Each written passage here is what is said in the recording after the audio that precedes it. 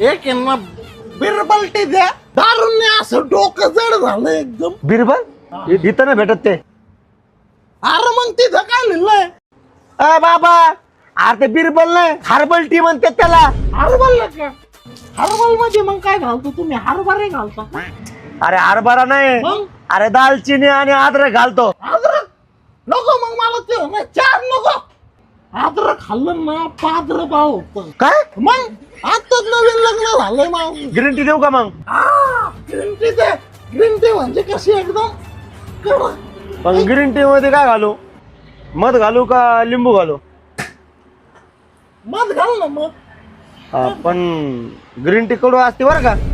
मध घालून पण ग्रीन टी कडू असते काय? हा मग एक काम करते, अगोदर कोणती टी म्हणला आता ती शेमन टी देऊन टाक. मग? आता शेमन टी नाही रे बाबा, मग लेमन टी म्हणतात त्याला. लेमन टी होय. द्या लेमन टी दे. पण लेमन टी मध्ये काय घालू?